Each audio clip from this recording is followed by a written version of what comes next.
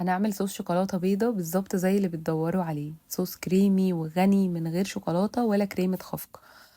اقتصادية وسهلة قوي، تقدري تعمليها في البيت بكل سهولة. طعمها حلو جدا، القوام بتاعها خطير. نقدر نحطها على أي حلويات بنحبها، نصبها على الكيك، الدوناتس، البانكيك. ينفع كمان نستخدمها في الحشوات وفي أي حاجة عايزين فيها صوص شوكولاتة بيضة كريمية كده وحلوة. هعرفكم كمان توصلوا للقوام الحلو ده ازاي ومش هتشتروها من بره تاني. ما تنسوش تحطوا لايك للفيديو لو عجبكم وتعملوا سبسكرايب عشان هنستخدمها في وصفات كتيرة جاية، وهعمل لكم كمان صوصات كتيرة زي اللي بنجيبها من بره. معايا كوباية الا ربع من اللبن او الحليب يكون بارد من التلاجة. هنزل عليه بكوباية الا ربع من السكر، سكر عادي او بودرة، يعني عادي الاتنين ينفعوا. انا هنا كنت مستخدمة سكر بودرة، العادي برضو ينفع، بس اهم حاجة نتأكد ان هو اتضرب كويس قوي في المكونات. هحط عليهم نص كوباية من اللبن البودرة، لبن بودرة يكون طبعا نوع حلو مش قديم ولا طعمه كده مغير، لان كل حاجة هنحطها هتفرق في طعم الصوص في الاخر. لحد دلوقتي تمام، المكونات بسيطة جدا معانا. ضفت على المكونات دي كريم شانتيه اللي هو البودرة العادي. ده بقى هيتقل معانا القوام وهيدي كمان طعم حلو قوي. انا حطيت بس معلقة كبيرة، تقدروا تزودوا لو حابين، ولو مش موجود ممكن تستغنوا عنه خالص، بس طبعا الأحسن تحطوه عشان بيدي طعم حلو وكمان بيدي قوام حلو.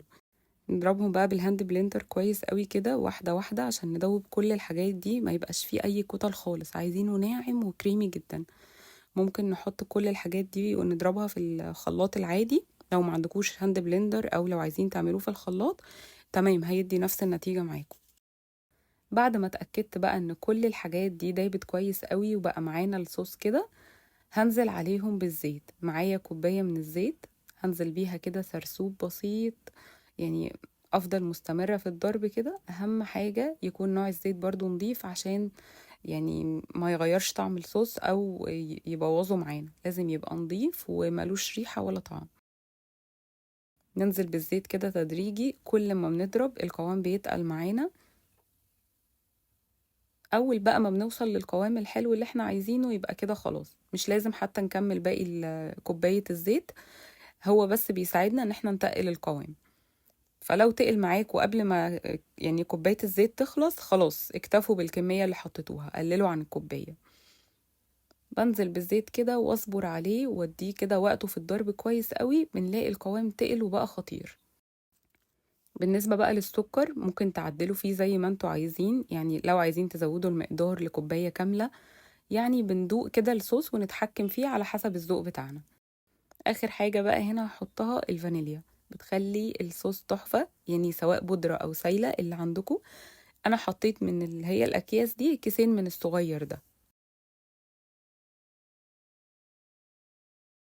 خلاص كده بقى جاهز معانا. شوفوا بقى قوام الصوص، صوص شوكولاتة بيضة يعني تحفة، خطير، احلى من اللي بنجيبه جاهز كمان. بصوا القوام ده كمان وهو لسه ما دخلش التلاجة ولا اي حاجة، لما بيدخل التلاجة بيتقل اكتر من كده. فاحنا سواء هنعمله في الخلاط او الهاند بلندر، ممكن نحط كل المكونات دي على بعض ونضربها كده لحد ما توصل للقوام اللي احنا عايزينه ده، يعني. او تعملوه زي ما انا عملت، نحط كل المكونات الاول وبعد كده ننزل بالزيت سرسوب. الطريقتين هيدوكوا نفس النتيجة ان شاء الله.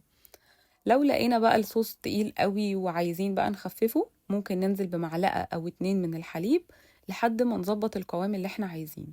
طيب ولو خفيف، وقتها هنزود شوية كده من اللبن البودرة وشوية صغيرين من الزيت، وهنكمل ضرب. نفضل كده نضرب، هنلاقيه خلاص بيتقل معانا. ما تقلقيش خالص، بجد بيطلع ناجح، ويعني مش بيبوظ خالص، بتقدري تتحكمي فيه براحتك وتظبطيه.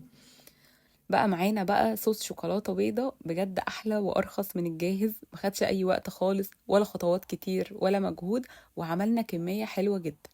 هعمل معاكم بيه إن شاء الله حلويات باردة وحصرية وتجنن، هتعجبكم جدا. ونقدر كمان نلونه بألوان صحية، الألوان اللي احنا عايزينها واللي بنحبها، بجد هيبقى تحفة معاكم جدا في تزيين الحلويات. بصوا القوام بتاع صوص الشوكولاتة بعد ما بيدخل التلاجة بيبقى عامل ازاي، تحفة، خطير. لو عجبكم الفيديو شجعوني بلايك واستنوني في وصفات جديدة ان شاء الله.